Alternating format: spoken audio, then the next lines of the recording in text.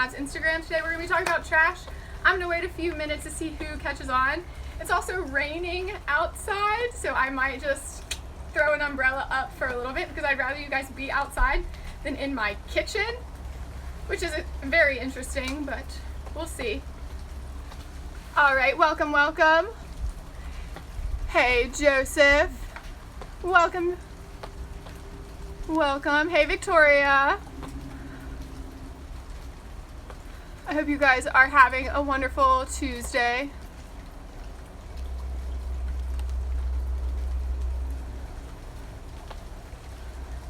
All right. We'll wait a couple more minutes before we get started. If you guys want to tell me something interesting, you can below.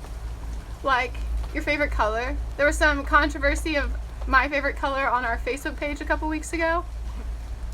It's brown, in case you're wondering. Welcome, welcome. Hi, Kylie. Ooh, I hear thunder. We have Megan next to the computer as well. There's her hand. She's here in case we need to run inside with the technology. So hopefully we're good. Hi, Grace. Joseph, you were here with Faith Lutheran, but you missed out. Hopefully you'll be able to come sooner than later. Hi, Anna. We'll get started sooner than later. I have a lot of information about trash. I feel like it's my specialty now. I've researched a lot. I've been very shocked by how much trash the U.S. puts out. All right. Just a few more seconds. I'll take a few steps back so I'm not this close to the screen, and then we'll get started talking about composting and trash. All right, you ready, Megan? Hopefully the rain will hold out for us.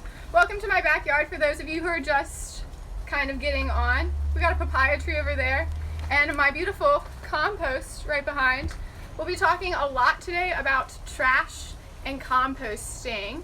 So if you guys are ready, we'll start diving in. Last week on our Instagram page, I put up a couple polls asking you guys some questions about trash in the U.S.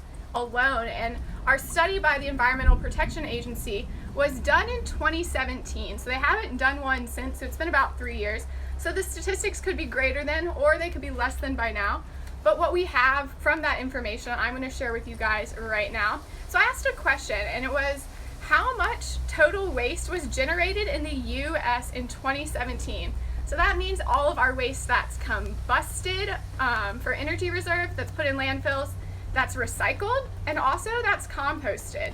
And we had 72 people answer, and out of all of those 72, only about 23% got it right, or 23 people got it right, not percent.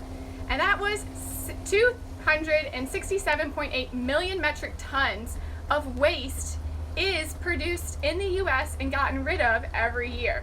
And I don't know about you guys, but when I think of metric tons, I can't visualize that in my head. I'm like, okay, a metric ton is what? I can't even put that to symbolize. So since we're marine scientists here, I've put a lot of things in the size of blue whales. So the largest animal on our planet. And then I've calculated based on their average weight, which is 172 metric tons, how much our waste is. So our waste only here in the US in 2017 was equivalent to 1.5 million blue whales. And if our oceans had 1.5 million blue whales, I think they'd be overflowing. Sea level rise would definitely be higher because of that much biomass in our oceans. But that's a lot.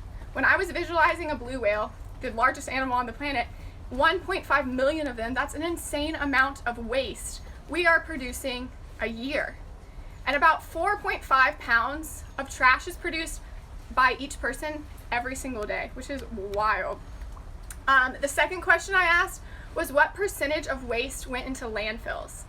And 78 people answered that one, but only 13 people got it right, which is only about 52%, which seems kind of low. We think a lot of things go to landfills and whatnot, but only 50% of our trash is going to landfills.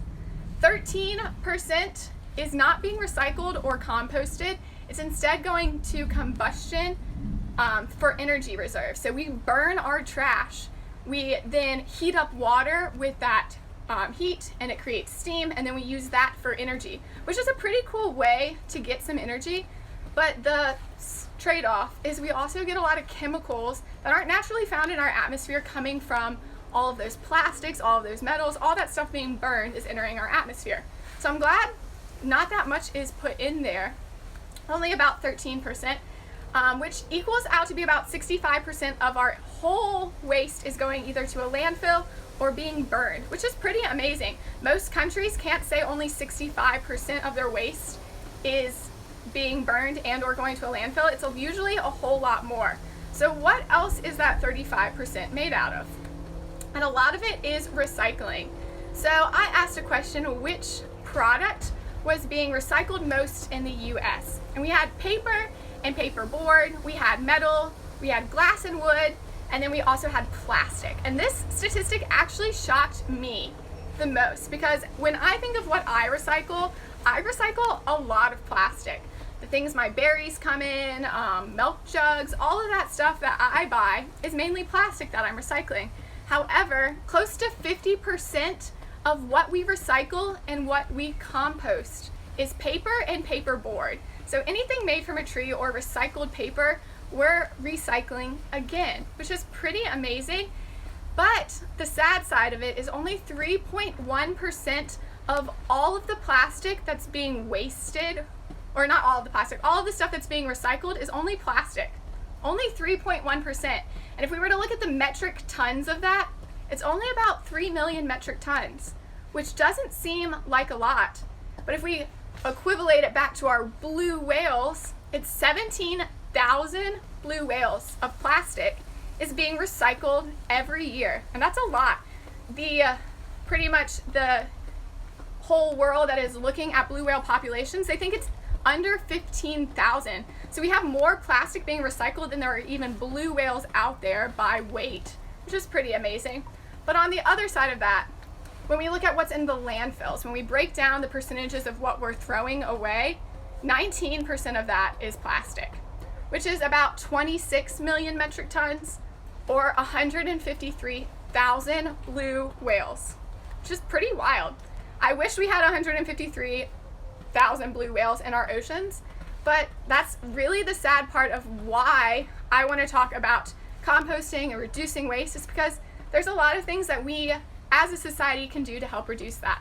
So when we go into composting, I asked a question, what are some benefits of composting? Because I'm sure some of you guys have heard of composting before. Maybe it's a new idea, maybe a new term for you, but composting is a pretty cool idea of turning our food waste and our yard waste into usable soil. So some of the benefits, most of you guys answered this correctly, is we're saving resources. We're not taking trash out, so that means we have less garbage men and trucks running. Their trucks are lighter, so we're saving that gas, that non-renewable resource. We're also saving our resources by putting them in a cycle. So we're taking our food waste, that nitrogen, that carbon, and we're putting it back into the soil to grow more things with nitrogen and carbon, which is pretty awesome. And with that, we're returning those nutrients like phosphorus and sulfurs back into our soil. And in turn, that reduces our methane that is produced by landfills, which would be really bad for us here in global warming because methane holds 4 times more the heat than carbon dioxide. So we don't want more methane in our atmosphere. We want it down here. So composting can help us combat some of that methane production that landfills do as well. A huge push to move to composting is from yard trimmings. So a big reason we started composting here in the United States is because people used to cut their grass. They used to rake up all the trimmings and then they used to put it in bags and then they would throw those bags away. So the garbage men would come and pick those up. And that was putting a lot of trash into our landfills. So the US and the Environmental Protection Agency actually came up with campaigns to encourage commercial composting, which would be those yard trimmings, and they also encouraged to just leave it there because that grass, even settled into your own grass, is going to benefit your habitat just a little bit more and make that soil a little bit more nutrient rich. So that has encouraged a lot. But if we were to compost all of our food waste that is compostable, we could be keeping as much as 41 million metric tons from landfills, which is an insane amount of weight. but it's equivalent to 238,000 blue whales of waste that wouldn't be going into landfills, it wouldn't be combusted, it wouldn't be burned, we wouldn't be getting chemicals in our air. So composting is a really cool initiative.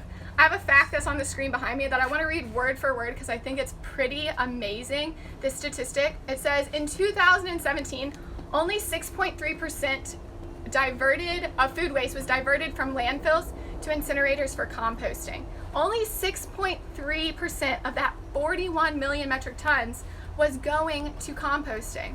The EPA estimates that more food reaches landfills and incinerators than any other single material in our everyday trash, constituting 22% of discarded municipal solid waste. Composting could help alleviate some of that stress into our municipal landfills and into our combustors as well, which is pretty amazing. So why would I want to compost? I wanted to come on here and talk about why I compost because it's not a very normal thing. At least I don't think it is. Not a lot of my friends compost, but composting to me started when I moved to an island in the Bahamas, and I realized the trash that I was producing either got burned or it got composted. And so it made me really think about what I was using, what I was utilizing, what I was buying, and where it was going. And so when we moved into a house here, I decided to buy this bad boy behind me, which is a barrel composter, which contains all of our food scraps pretty much, instead of throwing it into a plastic bag, putting it in our trash can, and our trash trucks coming to pick it up. So we compost pretty regularly here. I say every single day something new is getting into the compost, and we are actively trying to figure out the best ways to continue composting. There's some alternate ways to compost, but the most generic way is to create a compost pile. It's not this guy right here. I have this guy right here because I am deathly terrified of bugs touching me. So this guy keeps all those bugs not in the air, but inside my compost. And instead, a pile compost is a 3 foot by 3 foot by 3 foot pile where you would add your greens, which I'll talk about in a minute, and then some more browns, and you'll keep layering it so that the inside of it is the hottest place, and that will continue to decompose, and you'll create soil from it, which is pretty amazing. There's some other ways. I had a couple questions about how to compost in a small area. Things like 5-gallon buckets can also be really good compost. You would just be doing it on a smaller scale. You wouldn't be able to put as much food waste in it, but you would be able to negate some of your trash. There's some fancier, more expensive ones like the EnviroCycle, which is this cute little like spin one. It's a miniature size of this guy. It's about 2 feet tall. And then there's also the Bokashi, I think that's how you pronounce it, and it uses a fermentation process and a lot of bacteria to continue to cycle all of those nutrients into soil. So I had a few questions that I want to talk about now. So my friend Holly asked, how can we compost in small areas? And this is when I want to start to talk about what we need to compost. Composting in small areas, or composting in general, you need some things to start off with. And so this comes in from a question from my friend Sarah.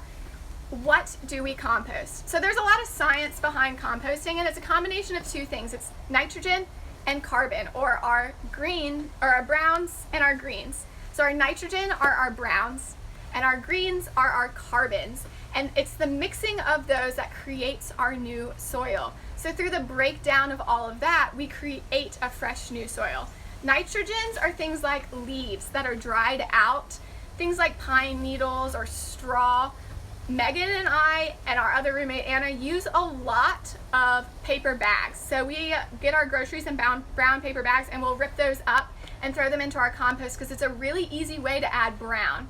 A lot of people use cardboard. A lot of people use like things that their packages come in. Anything that's paper or paper-like, newspaper, stuff like that, can be considered a brown. Some other browns are things like dryer lint. So if you have some dryer lint, you can throw that in there. Old cotton t-shirts, anything that's naturally fibered can also go into your compost, and that will help break it down. Along with that, we have our greens, which are our carbons, and those are things like grass clippings. This is where composting really became a big fad, those grass clippings.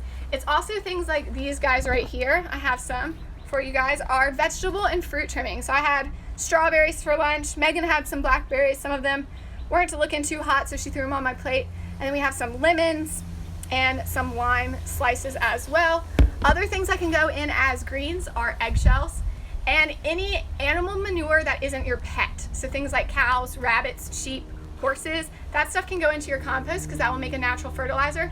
Things like dogs and cats, though, have too many transmittable diseases between humans, so it's better not to put those into your compost unless you're not making vegetables with that compost. Then nothing you have to worry about. So a combination of those two things is really how to make it. Things you don't want in your compost, that's always a big question. Meat and cheese are two really big ones. Not only do they create a lot of chemical problems and a lot of bacteria, they also attract a lot of pests and a lot of smells. So those two things are always good to kick out unless you have specialized bacteria in there to help break those down. Things like black walnut trees and twigs can produce certain chemicals like tannins that can mess up the chemical balance of your compost. So you want to stray away from those. A lot of our seeds you don't want to put in there. They might grow in there, so you don't want a whole tree coming out of your compost. Things like fat and grease, lard, oils, or bones, keep those out of your compost. Creates too many problems, you don't want to mess with them. And then things like pet waste, you don't really want to put in there. For those diseases, you want to make sure your compost stays nice and healthy. So there's a specialized ratio that a lot of people talk about when we're talking about composting, and it's controlling those browns and controlling those greens. So for the most part, you want 3 parts brown for every part you have of green. So if I were to throw in the scraps that I have here, I would then layer them with some cardboard or some newspaper, maybe put some old paper on top of them, and then I would continue on and go. So layering is a big step into composting. You don't want to just throw all your green in and then throw all your brown in and just pray that it works, because it's not going to. You have to mix it up, you have to layer it, and every few days you actually have to spin your compost or manually stir it. I do both. We have a spinning one I can show you right here. It spins in a nice little circle, but sometimes the stuff that's all the way in the center doesn't move. It's just the stuff around the outside that's moving. So I actually have a specialized compost stick that I stick in there, and I manually spin our compost around to continue that rotation and encourage more decomposition. Things you also need, depending on where you are and how much water is in your greens. So if you're putting in a lot of fruits, maybe you can stray away from this, but if you're putting in a lot of yard clippings, you might need more water. So adding water to it. Down here in the Keys, we need a lot of water in our compost because it's so hot, and especially in this box, that it just all evaporates out. So we add a cup of water pretty much every single day, depending on how soggy it is or not. And then the last factor of what you need is time. It can take anywhere up to 8 weeks to really break down all of that material. So I'm going to show you guys a little bit of how I compost. So I have some greens right in front. I also have my recycling bin full of cardboard. So I'm going to grab a little bit of that. Take you guys on a nice little field trip. So I don't know if I can spin this around. Can I? No, we're just going to open it. So I'm going to open my compost. I have 2 sides, so I can, yeah, thank you, Megan. So, forgot I had an assistant there for a second. So I can add to my compost. If you want to go a little, yeah, perfect. So I opened this side, and you can see I already added some cardboard. You can also see some of the sloshiness in there. This guy's a little too wet. We're going to have to add a lot of brown before we add in, before it would be really good to put out in our garden. So I'm going to add pretty much just a layer of that brown. And then I'm going to grab all of our food waste. Nice and pretty. Had strawberries, lots of fruit here. And I'm just going to dump it in. After I've dumped it in, I'm going to layer it in some more brown. Not very hard. Just plop it in on top. And then I'm going to close it. And I'm going to wait. Tomorrow morning I would check to see if it needed more water, needed more brown, what it needs, and every day I kind of work on it. There's a lot of troubleshooting when it comes to composting. And it definitely needs a spin, I would say once or twice a week. Here, I'll help you. You're onto my recycling bin, so we're always a little nervous you're gonna fall off. Oh, perfect. All right. You need a spin, and it's always a little bit of troubleshooting to really control your compost, because not everything is a perfect formula. It's going to depend on weather, it's going to depend on how much rain you've had, especially if it's a big open pile. It's going to depend on a lot of things. Down here in the Keys, we don't have to worry about cold, but my friends up in Virginia really have to worry in the winter about decomposition rates because the middle of your compost has to get hot enough to start breaking stuff down or it won't work efficiently. So sometimes it starts to smell. Olivia asked last week, how do you keep smell and pests out of your compost? And that's a huge thing. You want to be able to have some pests. Some bugs will help deteriorate a lot of that food and a lot of that waste in your compost. So it's actually a really good idea to have some bugs in there. That is if your compost is outside. If your compost is inside though, and you want to keep pests out, you have to make sure you have a nice sealed tight area, and any holes for aeration you have covered in a fine mesh or covered in like masking tape so that nothing can get in other than air, because you don't want those pests in there. Absolutely not. Pretty gross if it was inside, but sometimes it can smell. My suggestion if it smells is to add more brown. Adding brown is always a good solution because if you add more brown, you can just go from there. If you need to add more green, if you need to add more water, after you've added that brown is the base that you want the most of. So adding more will never really hurt your compost.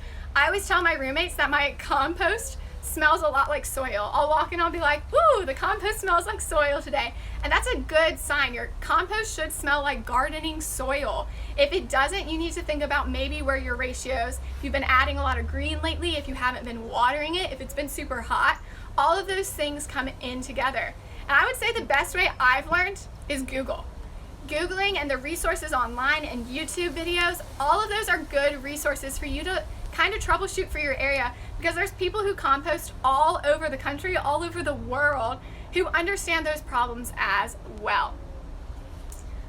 All right, so now, why do we care about composting? Why would we push it? I already talked about how it enriches soil, but it helps retain moisture too. So areas that are really, really common to floods, compost soil in your ground can actually help with the watershed. It can hold that moisture in. It's very nutrient rich. It's very absorbent. So it's really good for areas that get a lot of rain and need to hold moisture. We have a lot of soil in our backyard, and I'm really excited for our garden to get a lot of our compost, because here we have sand as the base, and then under that is limestone, and that's not really good at holding water. So I want thick, nutrient-rich soil to hold that water in, so I don't have to water as often, so I don't have to use as much water. It also suppresses plant diseases because it's so nutrient rich and it's full of bacteria and healthy bacteria. It will actually help aid against pests and diseases in our gardens. It eliminates the need for a lot of chemical fertilizers because it's so nutrient rich. It doesn't need extra fertilizer that you would buy from a store, so it's a pretty good added bonus. It encourages production of beneficial bacteria and fungus, which will help aid in organic matter, help grow your plants even better. And then, like we talked about earlier, it reduces methane emissions from landfills, lowers your carbon footprint. It eliminates those plastic bags that your food would normally be stored in, thrown in the trash, taken off to the dump. And it helps with that reducing of energy used by trash trucks or recycling trucks, things like that. So it's pretty important, at least I think so. My roommates like it as well. I haven't made them go crazy yet over the compost, but we all have noticed a huge difference in how much waste we are throwing away each week. I would say on average we have 2 trash bags a week. We get trash twice a week. It's Tuesday and Friday, and usually it's only one bag per trash trip that we're throwing out, which is pretty amazing for 3 people. We don't have a lot of waste. But I asked what are some other solutions other than composting for reducing waste, because waste is a really big thing in the planet and we only have 41 metric tons of food waste. So there's other things we need to do to reduce waste, because reducing food waste by composting isn't our only solution. There's things you can do at home if you don't have the ability to compost, or maybe you aren't ready to compost yet. That's okay. Buying what you need. Olivia wrote that last week and I agree 100%. When you're going to the grocery store, you're not buying excess food. You're not buying everything that your little heart's eyes want. You're buying what you need. You're putting your money where your mouth is, and you're telling the planet that you love it so much that you're only buying enough that you would be willing to waste. Also, using what you have before buying new. And that's a big thing I think my roommates and I push. We can always buy new things, but using glass jars before buying more Tupperware, or using silverware instead of buying the bamboo ones is always a good push. Using what you have. If you get something new, that's great. If it's sustainable, absolutely perfect, but you can always use what you have. You never need to buy new things to be sustainable. And then being conscious of what you're buying and how you're disposing of it kind of goes into what Cam wrote about reduce, reuse, recycle.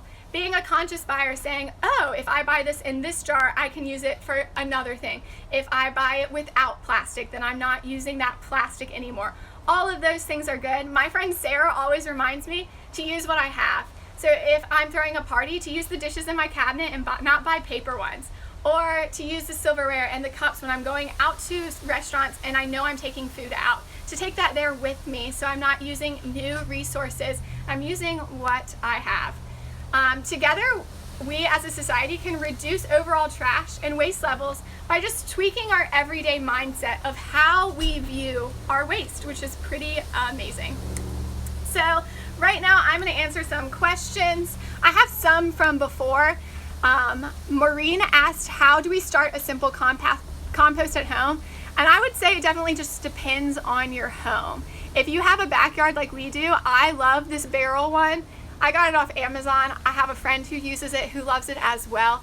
It's pretty inexpensive for compost, but I wouldn't say it's cheap, but it is a really good investment. There's a bunch of YouTube tutorials though that really go into small home composting or composting at home. They give better instructions than I personally could. I would not consider myself an expert on composting, even though I have composted for a while. I'm still not the best at it. I'm still definitely troubleshooting as we go. Kara asked how we manage compost piles with roaches, especially in tropical humid cities. So I would acknowledge this one pretty big because we have roaches down here in the Keys, but I'm okay with roaches out here in my compost. If it was in my city apartment, I would not be okay with that. So my suggestion is always, if you have pests in your compost and home, you're probably going to have to start over and figure out a way to really seal that compost before those pests can get in. Because once they're in there, it's pretty hard to get them out. So making sure when you buy an indoor compost, it has a nice, good seal. And if there's any holes, you're covering those with things like masking tape where air can still move through, but the bugs cannot. And then Maria asked what the research says about the efficacy of composting for reducing waste. And I actually read a study on a group of people in Sweden when they decided to commercialize their trash industry. So they actually pay per pound for how much waste they put out there. And it showed that a lot of people went to alternative ways of reducing waste, like composting, when they had to pay by pound. So they were reducing their amount of waste they were putting out, putting a lot into our compost and whatnot, just for that way, which is pretty cool. I wish the US would encourage composting a little bit more, but it's hard when it's a government-funded agency like our municipal waste to encourage people to compost by putting a dollar price on it. But it would be really cool if this year they were going out to do the study from the EPA and we saw more than 6.3% going to composting. It'd be pretty amazing. I think a lot more people encourage composting now than they did before. So if you have any more questions, I'm going to scroll through here real fast. Sorry if I'm really close and I'm sweating. It's pretty hot out here.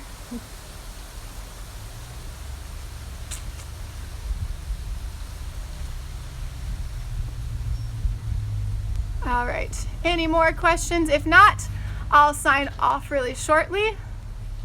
Al, I'm glad you thought this was informative. I could talk all day about composting, and I know a lot of people don't want to listen to that, so I'm only going to keep it a little bit shorter. My roommate's laughing at me. She wrote in the comment section last week, why is my roommate obsessed with composting?